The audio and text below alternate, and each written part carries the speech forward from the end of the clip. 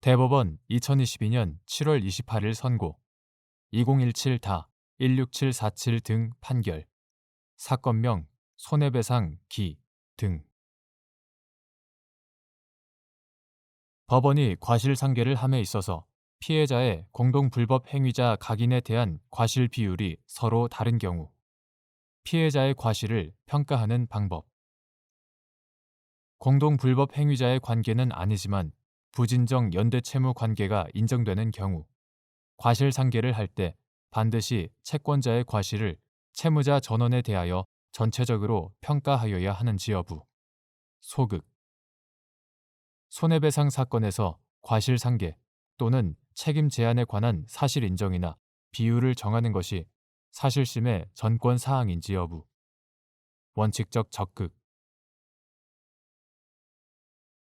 공동불법 행위 책임은 가해자 각 개인의 행위에 대하여 개별적으로 그로 인한 손해를 구하는 것이 아니라 그 가해자들이 공동으로 가한 불법 행위에 대하여 그 책임을 추궁하는 것으로 법원이 피해자의 과실을 들어 과실상계를 함에 있어서는 피해자의 공동불법 행위자 각인에 대한 과실 비율이 서로 다르더라도 피해자의 과실을 공동불법 행위자 각인에 대한 과실로 개별적으로 평가하지 않고 그들 전원에 대한 과실로 전체적으로 평가하는 것이 원칙이다.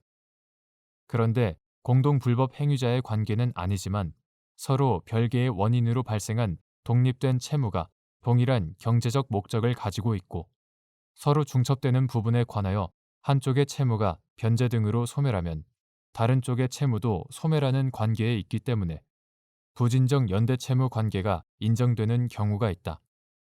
이러한 경우까지 과실상계를 할 때 반드시 채권자의 과실을 채무자 전원에 대하여 전체적으로 평가하여야 하는 것은 아니다.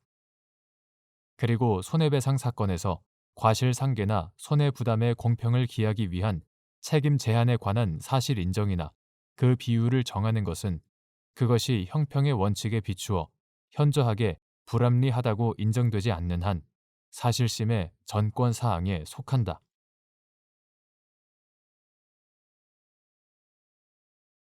대법원 2022년 7월 28일 선고 2017다 204629 판결 사건명 소유권 이전 등기 말소 등 부동산에 대한 취득시효 제도의 취지 부동산에 관하여 적법, 유효한 등기를 하고 소유권을 취득한 사람이 자기 소유의 부동산을 점유하는 경우 그 점유가 취득시효의 기초가 되는 점유인지 여부 원칙적 소극 및 위 점유를 취득시효의 기초가 되는 점유로 볼 수 있는 예외적인 경우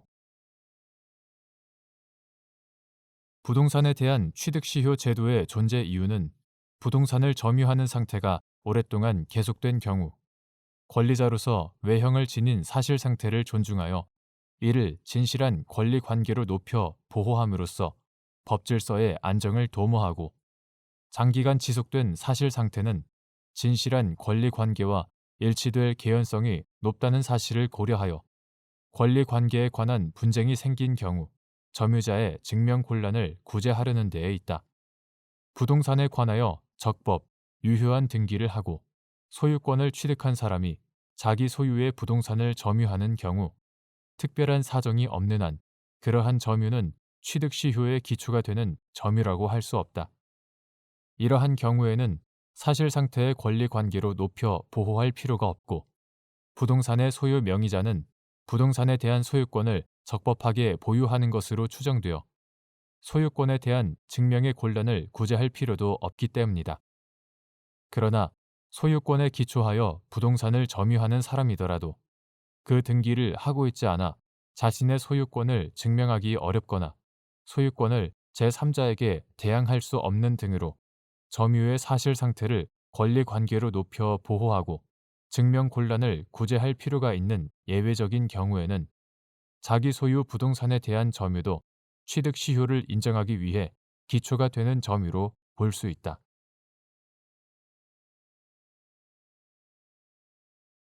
대법원 2022년 7월 28일 선고 2017다 245330 판결 사건명 근저당권 말소. 유증의 철회에 관한 민법 제1108조 제1항이 사인 징여에 준용되는지 여부. 원칙적 적극. 민법 제562조는 사인 징여에는 유증에 관한 규정을 준용한다고 정하고 있고, 민법 제1108조 제1항은 유증자는 유증의 효력이 발생하기 전에 언제든지 유언 또는 생전 행위로서 유증 전부나 일부를 철회할 수 있다고 정하고 있다. 사인 징여는 증여자의 사망으로 인하여 효력이 발생하는 무상 행위로 실제적 기능이 유증과 다르지 않으므로 증여자의 사망 후 재산 처분에 관하여 유증과 같이 증여자의 최종적인 의사를 존중할 필요가 있다.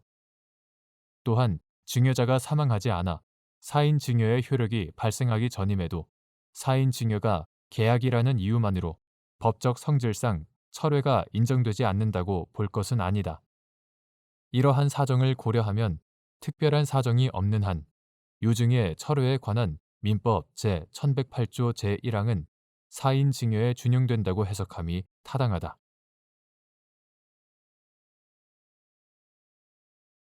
대법원 2022년 7월 28일 선고 2017다 286492 판결. 사건명 청구 2위. 개인 채무자가 면책 결정이 확정되었는데도 파산 채권자가 제기한 소송의 사실심 변론 종결 시까지 면책 사실을 주장하지 아니하여 면책된 채무 이행을 명하는 판결이 선고되어 확정된 경우, 그 후 면책된 사실을 내세워 청구 이의의 소를 제기할 수 있는지 여부. 원칙적 적극. 채무자 회생 및 파산에 관한 법률 제566조 본문은 면책을 받은 개인 채무자는 파산 절차에 의한 배당을 제외하고는 파산 채권자에 대한 채무의 전부에 관하여 그 책임이 면제된다고 정하고 있다. 여기서 면책이란 채무 자체는 존속하지만 개인 채무자에 대하여 이행을 강제할 수 없다는 뜻이다.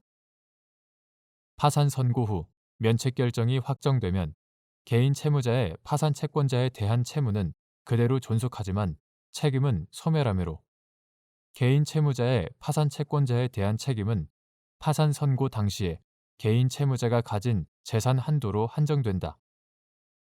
채무는 그대로 존속하지만 책임만이 위와 같은 범위로 제한되므로 개인 채무자는 파산 선고 이후에 취득하는 재산으로 변제할 책임은 지지 않는다. 이로써 개인 채무자는 경제적 회생을 도모하여 파산 채무로 인한 압박을 받거나 의지가 꺾이지 않은 채 경제적 회생을 위한 노력을 할 수 있게 된다. 파산 채권자가 개인 채무자를 상대로 채무 이행을 청구하는 소송에서 면책 결정에 따라 발생한 책임 소멸은 소송물인 채무의 존부나 범위 확정과는 직접적인 관계가 없다. 개인 채무자가 면책 사실을 주장하지 않는 경우에는 책임 범위나 집행력 문제가 현실적인 심판 대상으로 등장하지도 않아 주문이나 이유에서 그에 관한 아무런 판단이 없게 된다. 이런 경우 면책 결정으로 인한 책임 소멸에 관해서는 기판력이 미치지 않으므로 개인 채무자에 대한 면책 결정이 확정되었는데도 파산 채권자가 제기한 소송의 사실심 변론 종결 시까지 그 사실을 주장하지 않는 바람에 면책된 채무 이행을 명하는 판결이 선고되어 확정된 경우에도 특별한 사정이 없는 한 개인 채무자는 그 후 면책된 사실을 내세워 청구 이의의 소를 제기할 수 있다. 면책 결정이 확정되었는데도 면책된 채무 이행을 명하는 판결이 확정된 경우에 개인 채무자가 확정 판결에 관한 소송에서 단지 면책 주장을 하지 않았다는 이유만으로 청구 이의의 소를 통해 면책된 채무에 관한 확정 판결의 집행력을 배제하는 것을 허용하지 않는다면 부당한 결과를 초래한다. 이미 면책 결정을 통해 강제 집행 위험에서 벗어난 개인 채무자로 하여금 그 집행을 다시 수인하도록 하는 것은 면책 제도의 취지에 반하고 확정된 면책 결정의 효력을 잠탈하는 결과를 가져올 수 있기 때문이다. 또한 확정 판결에 관한 소송에서 개인 채무자의 면책 주장 여부에 따라 개인 채무자가 일부 파산 채권자에 대해서만 파산 절차에 의한 배당 외에 추가적으로 책임을 부담하게 된다면 파산 채권자들 사이에 형평을 해치게 되어 집단적, 포괄적으로 채무를 처리하면서 개인 채무자의 재기를 지원하는 개인 파산 및 면책 제도의 취지에 반하게 된다. 이와 같이 확정 판결에 관한 소송에서 주장되지 않았던 면책 사실도 청구 이의 소송에서 이의 사유가 될 수 있다고 봄이 타당하다.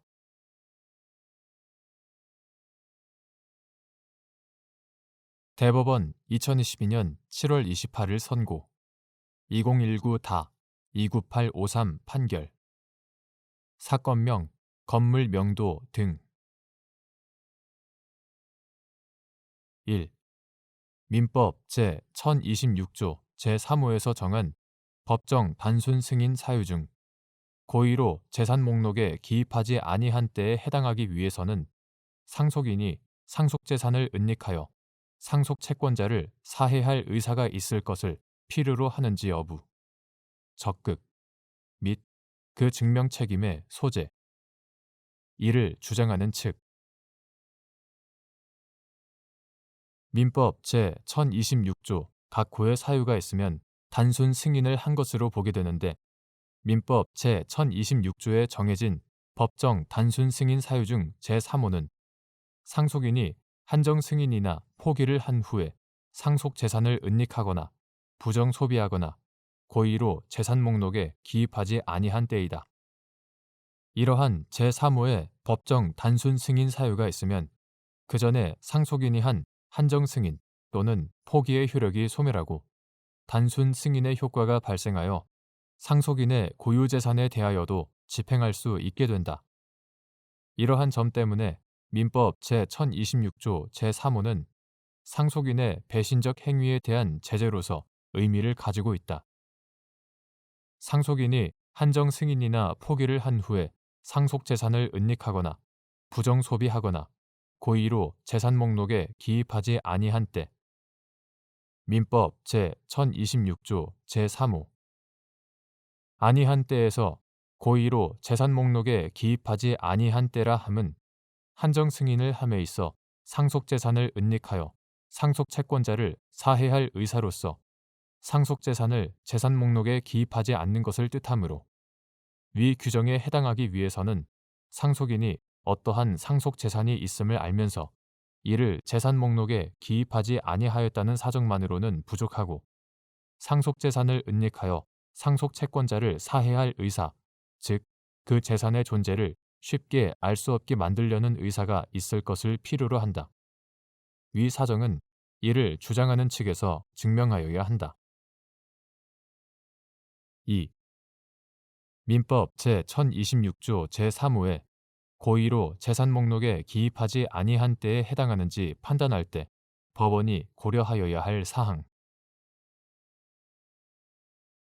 민법은 상속에 있어 법적 안정성이라는 공익을 도모하기 위하여 포괄, 당연, 승계주의를 채택하면서 상속인이 피상속인의 채무를 무한정 상속하여 파탄에 빠지는 것을 막아 상속인을 보호하기 위해 상속인으로 하여금 그의 의사에 따라 상속의 효과를 귀속시키거나 거절할 수 있는 자유를 주고자 상속의 포기, 한정 승인 제도를 두고 있는 것이므로 법원으로서는 위와 같은 한정 승인 제도의 취지와 의의를 염두에 두고 민법 제1026조 제3호의 의미와 효과를 고려하여 민법 제1026조 제3호에 고의로 재산 목록에 기입하지 아니한 때에 해당하는지를 신중하게 판단하여야 한다. 한정 승인에 의한 청산 절차에서 재산 목록에 기재되었는지와 무관하게 실제 상속 채권자의 지위에 있으면 청산 절차의 대상이 되고 그의 재산 목록에 기재되지 않았다는 이유로 실권효가 발생하지 않기 때문이다.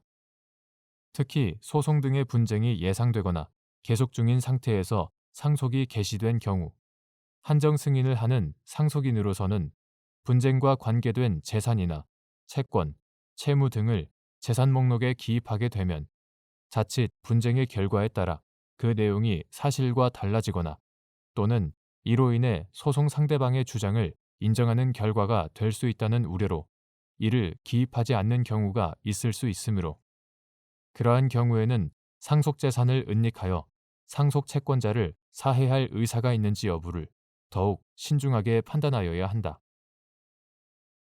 3. 갑의 상속인인 을과 병에게 부과된 상속세를 을이 모두 납부한 후 병을 상대로 구상금 청구의 소를 제기하였고 병은 을을 상대로 상속재산 분할 심판 청구를 하였는데 병이 사망하자 그 상속인은 정 등이 위 소송과 상속재산 분할 심판 절차를 수기하였으며 정은 한정 승인 신고를 하면서 상속재산 목록에 적극재산이 전혀 없다고 기입한 사안에서 정이 상속재산이 있다는 사실을 알면서도 이를 재산 목록에 기입하지 않았다는 사정만을 들어 민법 제1026조 제3호에 고의로 재산 목록에 기입하지 아니한 때에 해당한다고 본 원심 판결에 법리 오해 등의 잘못이 있다고 한 사례.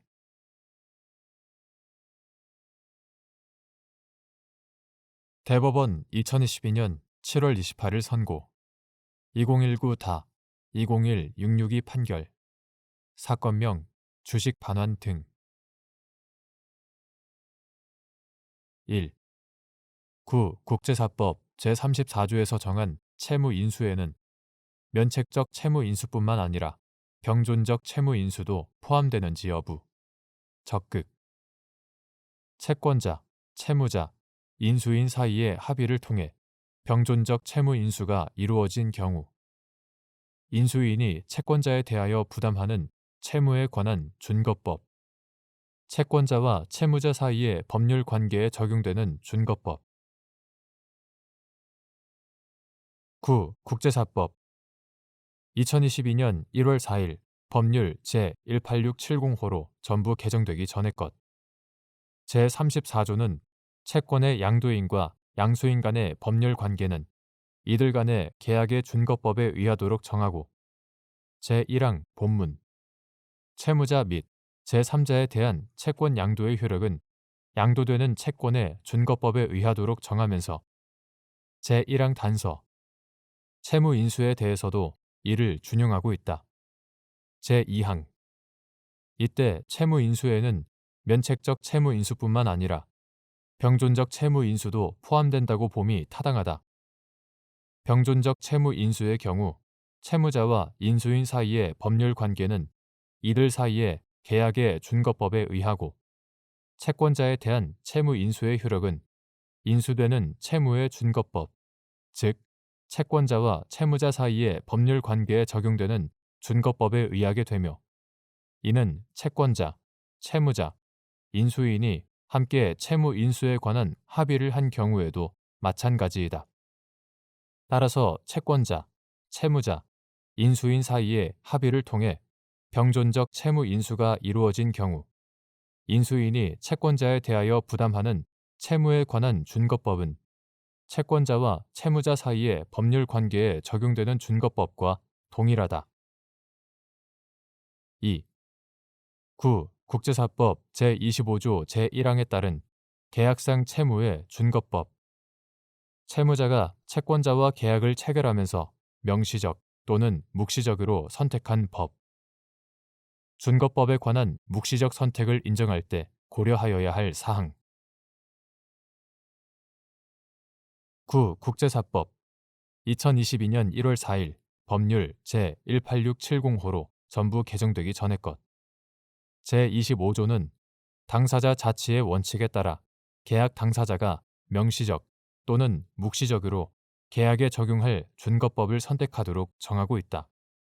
제1항 본문 따라서 계약상 채무의 준거법은 채무자가 채권자와 계약을 체결하면서 명시적 또는 묵시적으로 선택한 법이 된다. 다만 묵시적 선택은 계약 내용 그 밖의 모든 사정으로부터 합리적으로 인정할 수 있는 경우로 제한되는데 같은 조 제1항 단서 이는 계약의 준거법이 부당하게 확대되는 것을 방지하기 위한 것이다.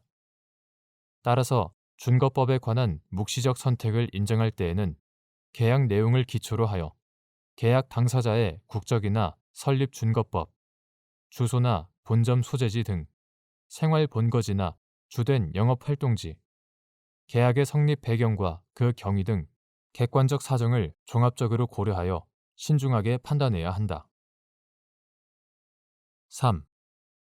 대한민국 국적인 갑이 을 주식회사에 스위스법에 따라 설립된 병 외국 회사의 주식을 대여하기로 하는 약정을 체결한 후 을 회사 및 병 회사와 3자 간 주식 상환 약정을 체결하였는데 병 회사가 정 외국 회사에 흡수 합병되자 갑이 정 회사를 상대로 병 회사가 을 회사에 갑에 대한 위 주식 반환 채무를 병존적으로 인수하였다고 주장하며 주식 반환 의무의 이행을 구한 사안에서 위 주식 대여 계약에 관하여 적용할 준거법을 대한민국 법으로 정했다고 보는 것이 갑과 을 회사의 묵시적 의사에 부합하므로 갑이 병 회사를 합병한 정 회사를 상대로 주식의 반환을 구하는 법률 관계에 적용되는 법은 대한민국 법이라고 한 사례.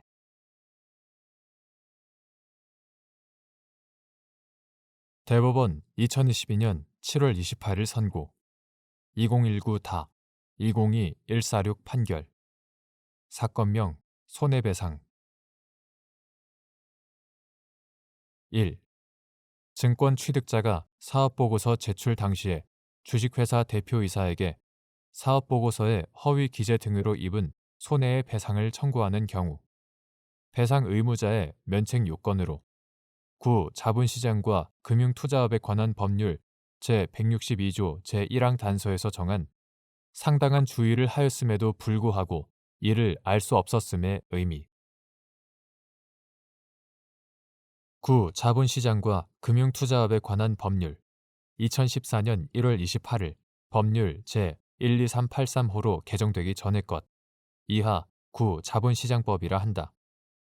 제162조 제1항의 규정을 근거로 증권의 취득자가 사업보고서를 제출할 당시에 주식회사 대표이사에 대하여 사업보고서의 허위 기재 등으로 입은 손해의 배상을 청구하는 경우 배상 의무자인 대표이사가 책임을 면하기 위해서는 자신이 상당한 주의를 하였음에도 불구하고 이를 알 수 없었음을 증명하여야 한다.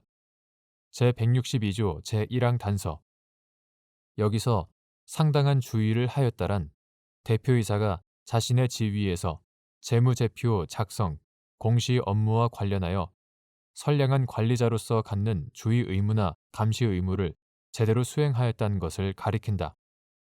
상당한 주의를 하였음에도 불구하고 이를 알 수 없었음을 증명한다는 것은 대표이사로서 위와 같은 주의 의무나 감시 의무를 제대로 수행한 후 허위 기재 등이 없다고 믿을 만한 합리적인 근거가 있었고 또한 실제로 그렇게 믿었음을 증명하는 것을 뜻한다. 2. 대표이사가 부담하는 다른 대표이사나 업무 담당 이사의 업무 집행에 관한 감시, 의무의 내용. 대규모 회사에서 대표이사와 업무 담당 이사가 내부적인 사무 분장에 따라 각자의 전문 분야를 전담하여 처리하는 것이 불가피하다는 사정만으로 대표이사가 다른 대표이사나 이사들의 업무 집행에 관한 감시 의무를 면하는지 여부, 원칙적 소극 및 이러한 경우 구축하여야 할 내부 통제 시스템의 형태, 대표이사가 회계 부정이나 오류를 사전적으로 예방하고 사후적으로 적발, 시정할 수 있는 내부 통제 시스템을 구축하고 그것이 제대로 작동하도록 하는 노력을 전혀 하지 않거나 위와 같은 시스템을 통한 감시, 감독 의무의 이행을 의도적으로 외면하여 다른 이사 등의 회계 업무에 관한 위법한 업무 집행을 방지하지 못한 경우 감시 의무를 게을리 한 것인지 여부, 적극 내부 통제 시스템이 합리적으로 구축되고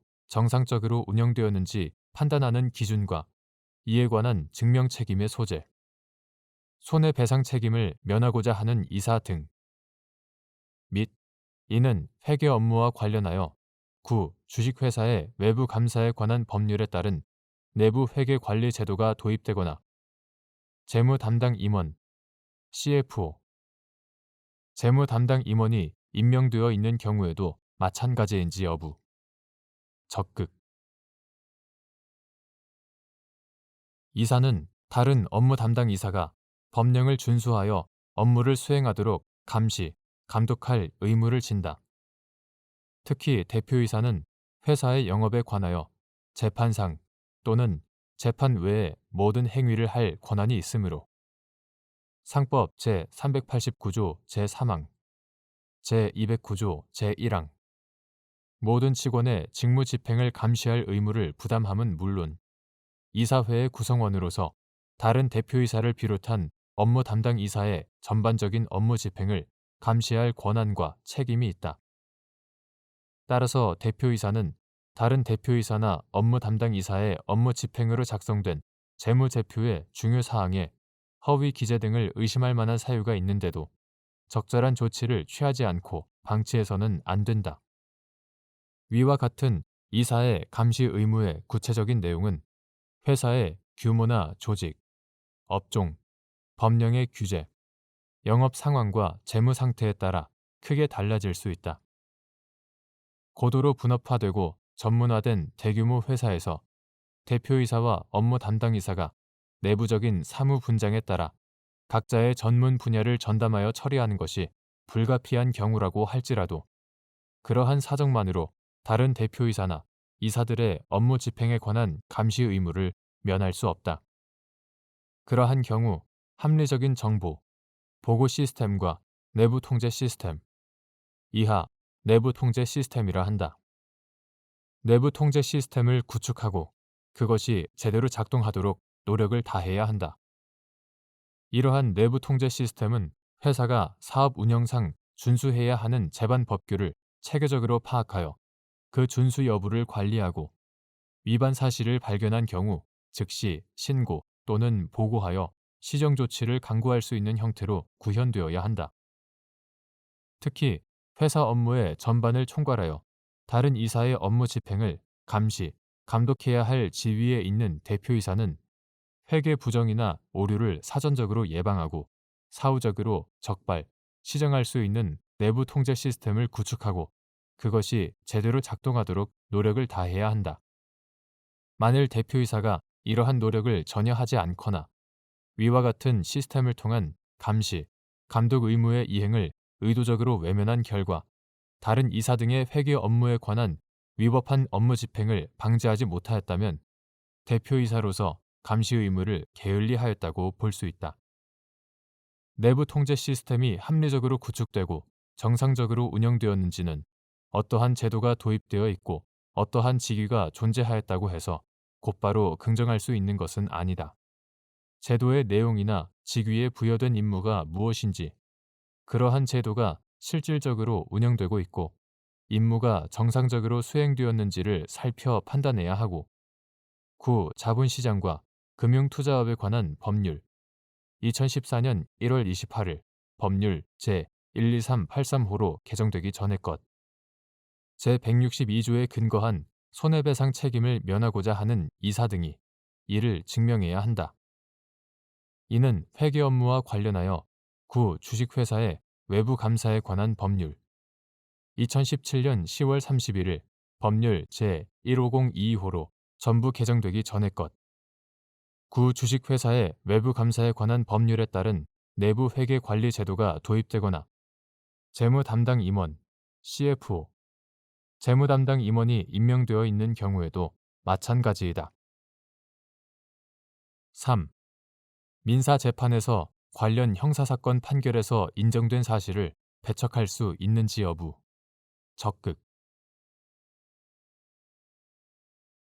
관련 형사사건의 판결에서 인정된 사실은 특별한 사정이 없는 한 민사재판에서 유력한 증거 자료가 되지만 민사재판에서 제출된 다른 증거 내용에 비추어 형사 판결의 사실 판단을 그대로 채용하기 어렵다고 인정될 경우에는 이를 배척할 수 있다.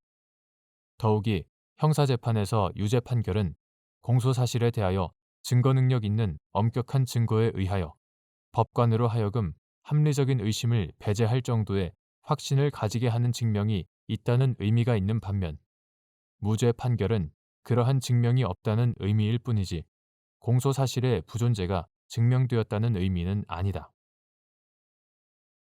4.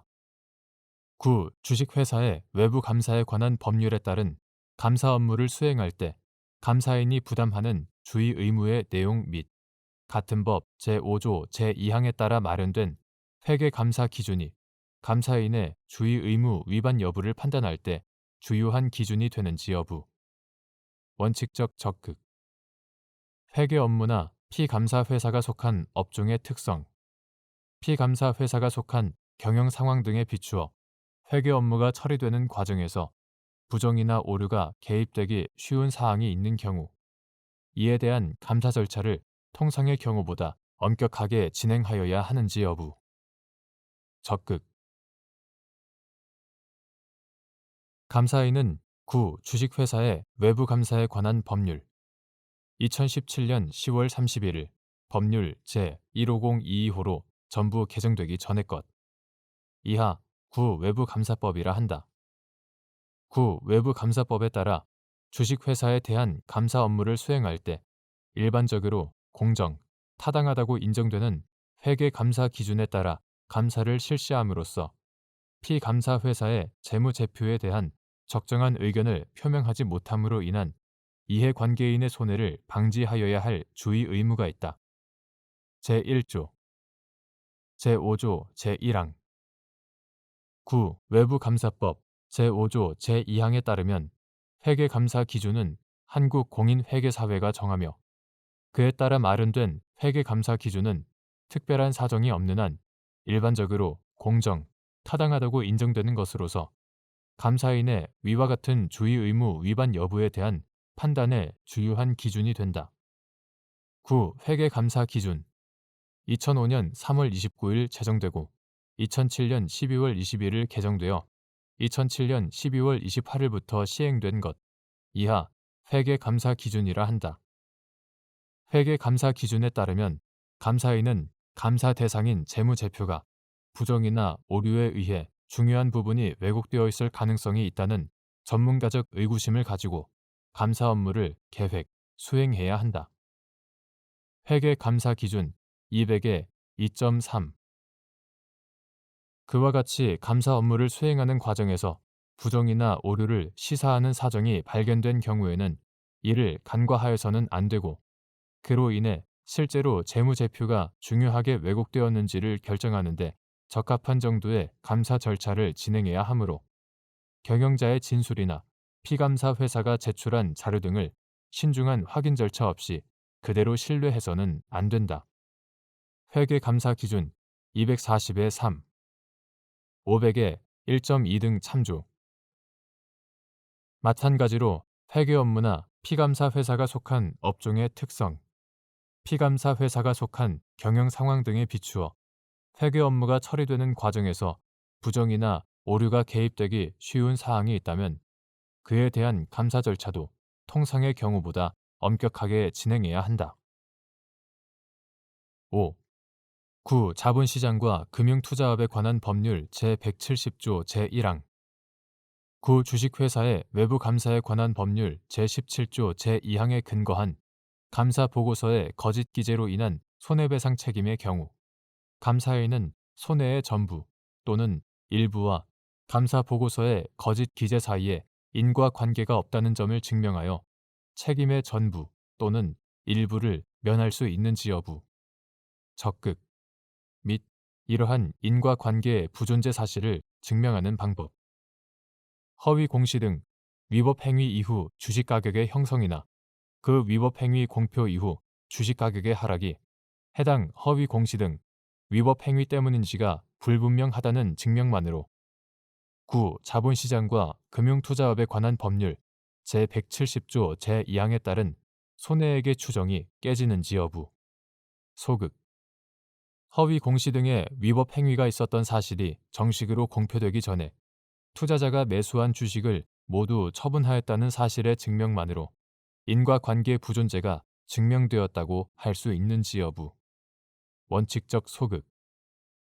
위 법리는 주권의 거래로 인한 손해액 산정뿐만 아니라 신주 인수권 증권의 거래로 인한 손해액 산정에서도 그대로 적용되는지 여부, 적극.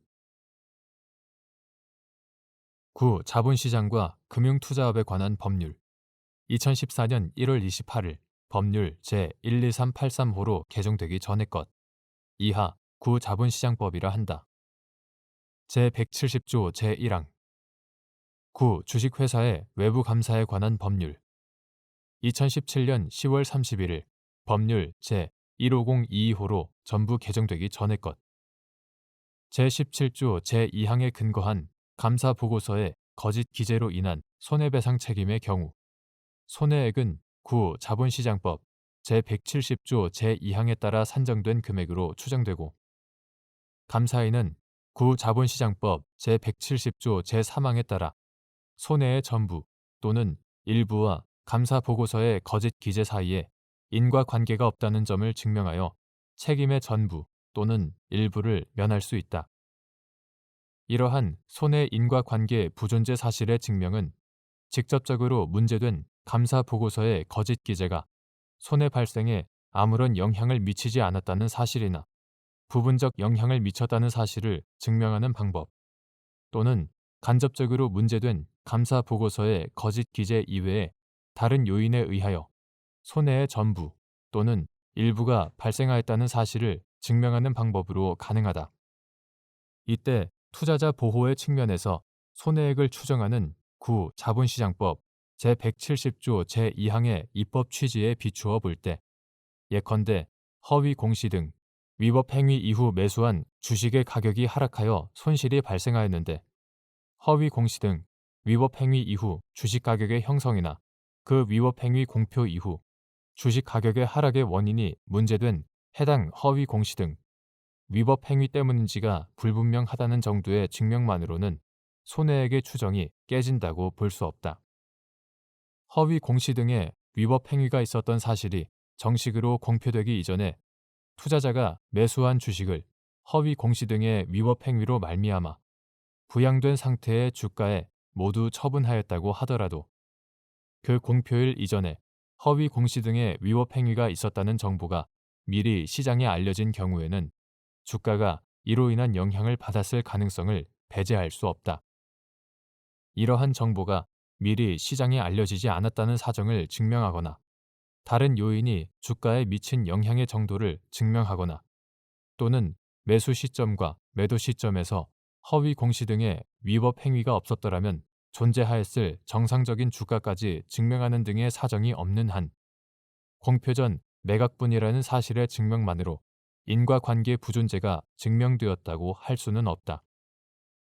특히 문제된 허위 공시의 내용이 분식회계인 경우에는 그 성질상 주가에 미치는 영향이 분식회계 사실의 공표를 가름한다고 평가할 만한 유사 정보, 예컨대 외부 감사인의 한정 의견처럼 회계 투명성을 의심하게 하는 정보, 회사의 재무 불건전성을 드러내는 정보 등 유사 정보의 누출이 사전에 조금씩 일어나기 쉽다는 점에서 더더욱 공표 전 매각분이라는 사실 자체의 증명만으로 인과관계 부존재가 증명되었다고 보기는 어렵다. 9. 자본시장법 제170조 제2항은 증권을 대상으로 하고 있을 뿐 그 종류를 한정하고 있지 않고 9. 자본시장법에서 말하는 증권에는 주권뿐만 아니라 신주 인수권 증권이 포함된다. 제4조 제1항 제4항 따라서 위 법리는 주권의 거래로 인한 손해액 산정뿐만 아니라 신주 인수권 증권의 거래로 인한 손해액 산정에서도 그대로 적용된다. 6. 9. 자본시장과 금융투자업에 관한 법률 제162조, 제170조가 적용되는 손해배상 청구 소송에서도 과실상계 또는 책임 제한을 할 수 있는지 여부, 적극 및 이 경우 과실상계 또는 책임 제한에 관한 사실 인정이나 그 비율을 정하는 것이 사실심의 전권 사항인지 여부, 적극. 9. 자본시장과 금융투자업에 관한 법률 2014년 1월 28일 법률 제12383호로 개정되기 전의 것 제162조, 제170조가 적용되는 손해배상 청구 소송의 경우에도 손해의 공평한 부담이라는 손해배상법의 기본 이념이 적용되어야 하므로 피해자에게 손해의 발생과 확대에 기여한 과실이 있는 사정을 들어 과실상계를 하거나 공평의 원칙에 기하여 책임을 제한할 수 있다.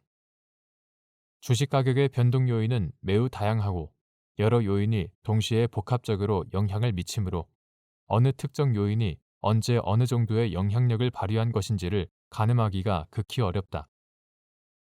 따라서 사업 보고서 등이나 감사 보고서의 거짓 기재 이외에도 매수한 때부터 손실이 발생할 때까지의 기간 동안 해당 기업이나 주식시장의 전반적인 상황의 변화 등도 손해 발생에 영향을 미쳤을 것으로 인정되나 성질상 그와 같은 다른 사정에 의하여 생긴 손해액을 일일이 증명하는 것이 극히 곤란한 경우가 있다. 이러한 경우 손해분담의 공평이라는 손해배상 제도의 이념에 비추어 그러한 사정을 들어 손해배상액을 제한할 수 있다. 한편 손해배상 사건에서 과실상계나 손해부담의 공평을 기하기 위한 책임 제한에 관한 사실 인정이나 그 비율을 정하는 것은 그것이 형평의 원칙에 비추어 현저하게 불합리하다고 인정되지 않는 한 사실심의 전권사항에 속한다.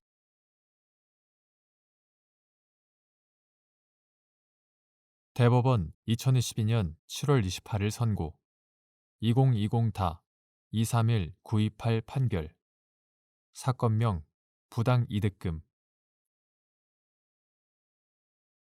1.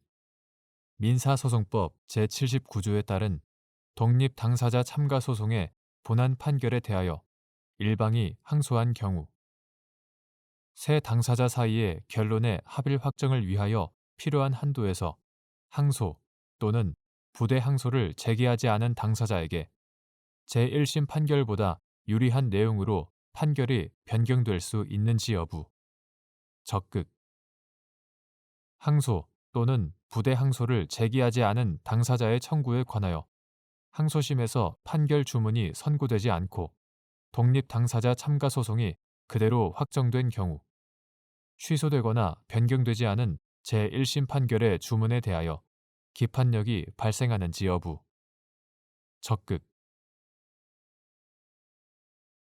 민사소송법 제79조에 따른 독립 당사자 참가 소송은 동일한 권리 관계에 관하여 원고, 피고와 독립 당사자 참가인이 서로 간의 다툼을 하나의 소송 절차로 한꺼번에 모순 없이 해결하는 소송 형태이다.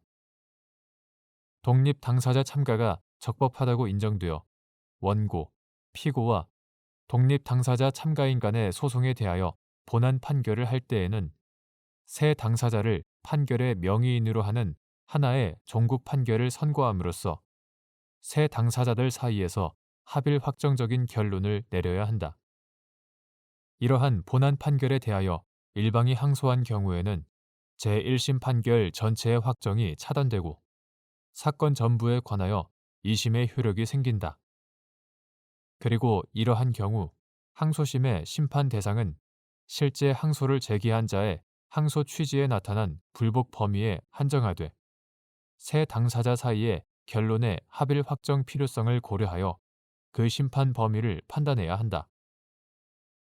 이에 따라 항소심에서 심리, 판단을 거쳐 결론을 내릴 때 세 당사자 사이의 결론의 합일 확정을 위하여 필요한 경우에는 그 한도에서 항소 또는 부대 항소를 제기하지 않은 당사자에게 결과적으로 제1심 판결보다 유리한 내용으로 판결이 변경된 것도 배제할 수는 없다.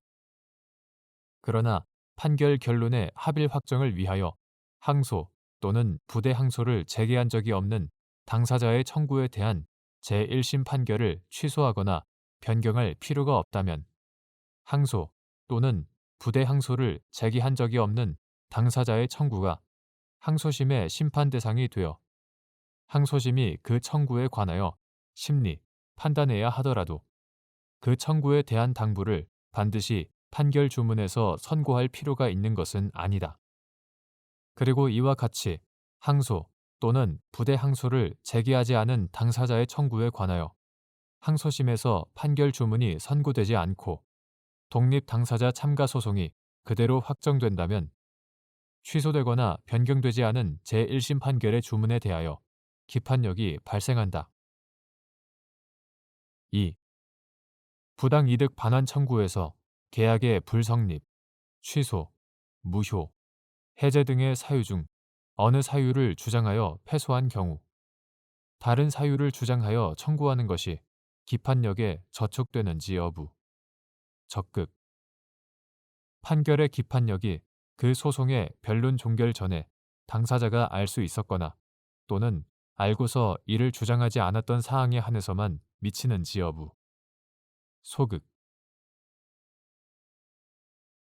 부당이득 반환 청구에서 법률상의 원인 없는 사유를 계약의 불성립, 취소, 무효, 해제 등으로 주장하는 것은 공격 방법에 지나지 않으므로 그중 어느 사유를 주장하여 패소한 경우에 다른 사유를 주장하여 청구하는 것은 기판력에 저촉되어 허용할 수 없다.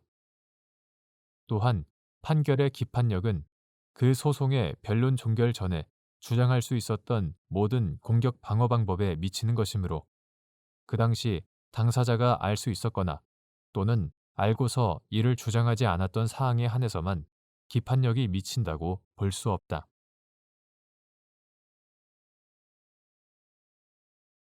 대법원 2022년 7월 28일 선고 2021타 215-909 판결 사건명 보험금 1. 보증 신용장에 의한 보증의 의미 보증 신용장에 따른 지급 의무는 오로지 보증 신용장 조건에 따라 결정되는지 여부 적극 및 보증 신용장에 지급 청구의 조건이 기재되어 있으나 그에 관한 서류를 제출하도록 정해져 있지는 않은 경우 위 조건을 지급 청구의 적법 요건으로 볼 수 있는지 여부 원칙적 소극 보증 신용장 Standby Letter or Credit 보증 신용장에 의한 보증은 수익자가 보증 신용장 조건과 일치하는 지급 청구를 하는 경우 보증 신용장이 발행된 기초 계약상 의무 불이행 여부와 상관없이 수익자에 대한 보증 신용장에 기재된 금액의 지급 의무가 인정되는 보증이다. 제6차 개정 신용장 통일 규칙 이하 UCP 600이라 한다. 제4조 참조 보증 신용장에 따른 지급 의무는 오로지 보증 신용장 조건에 따라서 결정되고 이 점에서 보증 신용장에 따른 보증에는 수익자와 보증 의뢰인 사이의 원인 관계와 단절되는 추상성과 무인성이 있다. 다만 특별한 사정이 없는 한 보증 신용장에 지급 청구의 조건이 기재되어 있더라도 그에 관한 서류를 제출하도록 정해져 있지 않다면 그러한 조건은 지급 청구의 적법 요건으로 볼 수 없다. UCP 600 제14조 H항 참조 2. 보증 신용장에 의한 보증에서 보증은행 등에 대한 수익자의 보증금 청구가 권리 남용에 해당한다고 인정하기 위한 요건 보증 신용장에 따른 보증에 대하여 무인성과 추상성이 인정되더라도 신의 성실의 원칙이나 권리 남용 금지의 원칙마저 그 적용이 완전히 배제되는 것은 아니다. 수익자가 실제로는 보증 의뢰인에게 아무런 권리가 없는데도 위와 같은 보증 신용장의 추상성과 무인성을 악용하여 보증은행 등의 청구를 하는 것임이 객관적으로 명백할 때에는 권리 남용에 해당하여 허용될 수 없고 이와 같은 경우에는 보증은행 등으로서도 수익자의 청구에 따른 보증금의 지급을 거절할 수 있다. 다만 원인 관계와 단절된 추상성과 무인성이라는 보증 신용장의 본질적 특성을 고려하면 수익자가 보증금을 청구할 당시 보증 의뢰인에 대하여 아무런 권리가 없음이 객관적으로 명백하여 수익자의 형식적인 법적 지위 남용이 별다른 의심 없이 인정될 수 있는 경우가 아니라면 권리 남용을 쉽게 인정해서는 안 된다.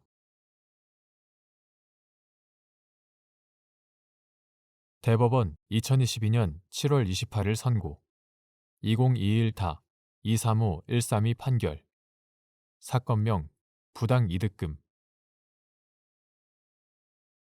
1.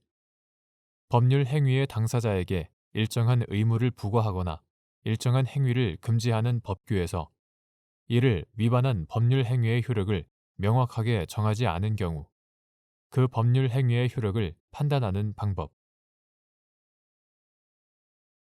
계약 등 법률 행위의 당사자에게 일정한 의무를 부과하거나 일정한 행위를 금지하는 법규에서 이를 위반한 법률 행위의 효력을 명시적으로 정하고 있는 경우에는 그 규정에 따라 법률 행위의 무효를 판단하면 된다. 법률에서 해당 규정을 위반한 법률 행위를 무효라고 정하고 있거나 해당 규정이 효력 규정이나 강행 규정이라고 명시하고 있으면 이러한 규정을 위반한 법률 행위는 무효이다. 이와 달리 이러한 규정을 위반한 법률 행위의 효력에 관하여 명확하게 정하지 않은 경우에는 규정의 입법 배경과 취지, 보호 법익과 규율 대상, 위반의 중대성, 당사자에게 법 규정을 위반하려는 의도가 있었는지 여부, 규정 위반이 법률 행위의 당사자나 제3자에게 미치는 영향, 위반 행위에 대한 사회적, 경제적, 윤리적 가치 평가, 이와 유사하거나 밀접한 관련이 있는 행위에 대한 법의 태도 등 여러 사정을 종합적으로 고려해서 효력을 판단해야 한다. 2.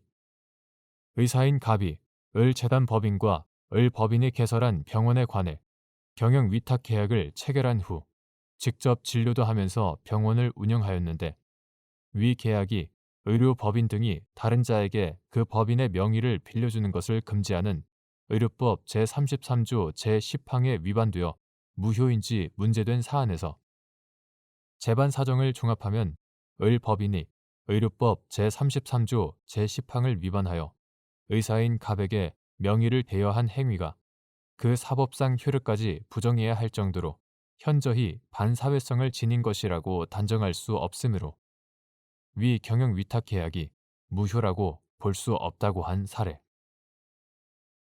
3. 공익법인의 설립, 운영에 관한 법률 제2조에서 정한 공익법인의 의미. 공익법인의 설립, 운영에 관한 법률 이하 공익법인법이라 한다. 제2조는 이 법은 재단 법인이나 사단 법인으로서 사회 일반의 이익에 이바지하기 위하여 학자금, 장학금 또는 연구비의 보조나 지급, 학술, 자선에 관한 사업을 목적으로 하는 법인 이하 공익법인이라 한다. 공익법인에 대하여 적용한다 라고 정하고 있으며 위 법 시행령 제2조는 제1항과 제2항에서 법 제2조의 공익법인의 범위를 구체적으로 한정하고 있다. 공익법인법 제2조에서 정하는 공익법인은 민법 제32조에서 정한 비영리 법인 중 순수한 학술, 자선 등 위 시행령 제2조 제1항 각호에서 정한 사업을 목적으로 하는 법인 또는 주로 위와 같은 순수한 학술, 자선 등의 사업을 목적으로 하면서 그와 함께 부수적으로 그 밖의 사업을 함께 수행하는 법인을 말한다.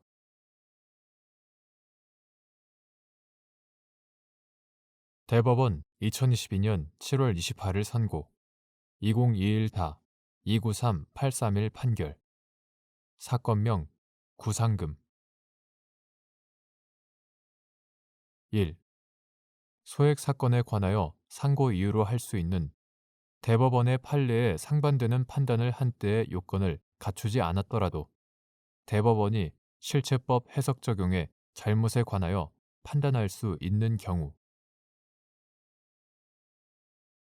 소액 사건에서 구체적 사건에 적용할 법령의 해석에 관한 대법원 판례가 아직 없는 상황에서 같은 법령의 해석이 쟁점으로 되어 있는 다수의 소액 사건들이 하급심에 계속되어 있을 뿐 아니라 재판부에 따라 엇갈리는 판단을 하는 사례가 나타나고 있는 경우 소액 사건이라는 이유로 대법원이 법령의 해석에 관하여 판단을 하지 않은 채 사건을 종결하고 만다면 국민 생활의 법적 안정성을 해칠 우려가 있다. 이와 같은 특별한 사정이 있는 경우에는 소액 사건에 관하여 상고 이유로 할 수 있는 대법원의 판례에 상반되는 판단을 한 때의 요건을 갖추지 않았다고 하더라도 법령 해석의 통일이라는 대법원의 본질적 기능을 수행하는 차원에서 실체법 해석 적용의 잘못에 관하여 판단할 수 있다. 2.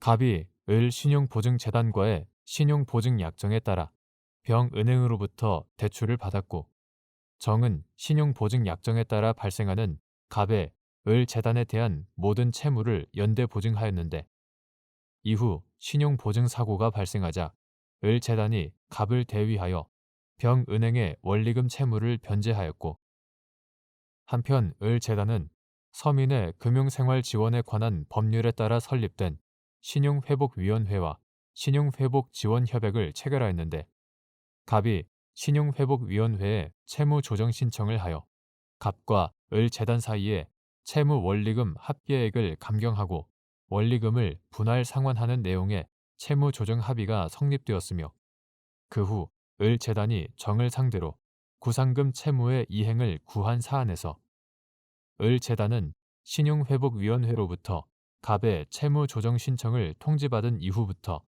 채무조정의 효력이 상실되기 전까지는 갑과 연대 보증인인 정에 대하여 채권 추심을 위한 소를 제기하지 않기로 하는 내용의 부재소 합의를 하였다고 봄이 타당하다고 한 사례.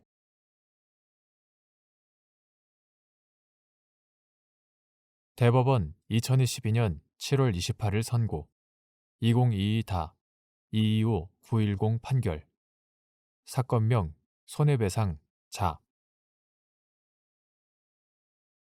1.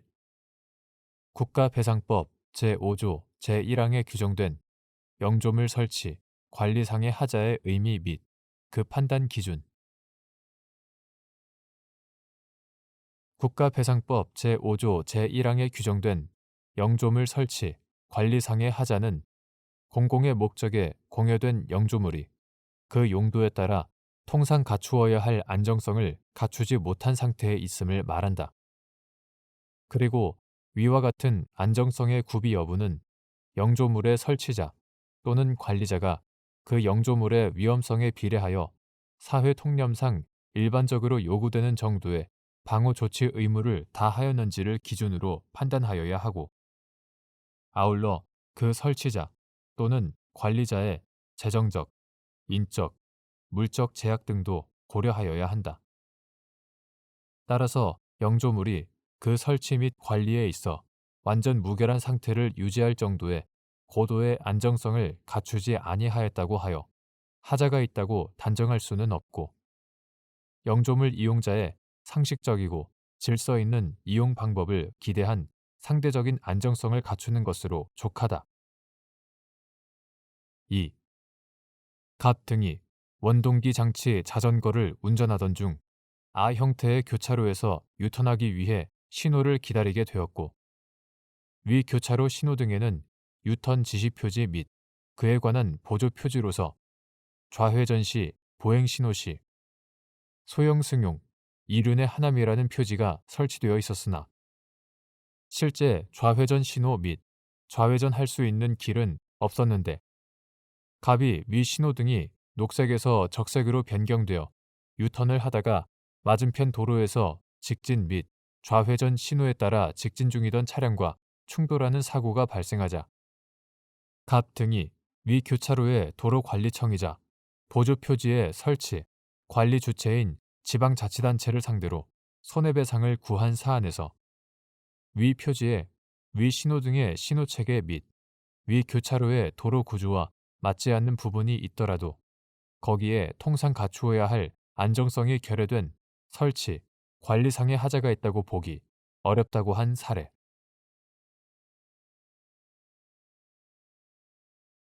대법원 2022년 7월 28일 선고 2022다 231-250 판결 사건명 소유권 이전 등기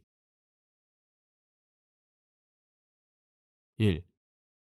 해방 전부터 일본 정부, 기관, 국민, 법인, 단체 등이 소유한 대한민국 내 재산의 소유권 귀속관계. 해방 전부터 일본 정부, 기관, 국민, 법인, 단체 등이 소유한 대한민국 내의 일체의 재산은 군정법령 제33호 제2조와 대한민국 정부와 미합중국 정부 간의 재정 및 재산에 관한 최초협정 제5조에 의하여 대한민국 정부에 이양된 귀속재산처리법 제2조에서 말하는 귀속재산이고 9. 귀속재산 처리에 관한 특별조치법 1963년 5월 29일 법률 제1346호 실효 제2조 제1호 부칙 1963년 5월 29일 제5조에 의하면 1964년 12월 31일까지 매매 계약이 체결되지 아니한 귀속재산은 무상으로 국유로 한다고 규정되어 있으므로 그날까지 매각되지 아니한 귀속재산은 1965년 1월 1일부터 국유재산이 된다. 2. 1945년 8월 9일 이전에 국내에서 설립되어 그 주식 또는 지분이 일본 기관, 국민 또는 단체에 소속되었던 영리법인 또는 조합이 소유하던 재산이 귀속재산인지 여부, 소극 및 여기서 국내에서 설립된 영리법인의 의미.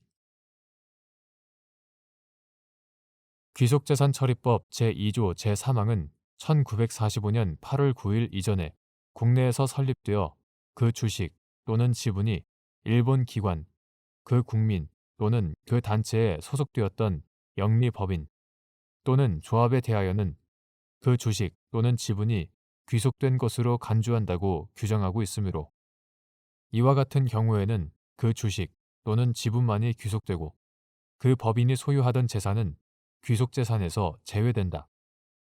여기에서 국내에서 설립된 영리법인이란 국내에 주된 사무소 또는 본점을 두고 설립된 법인을 의미한다고 해석하여야 한다.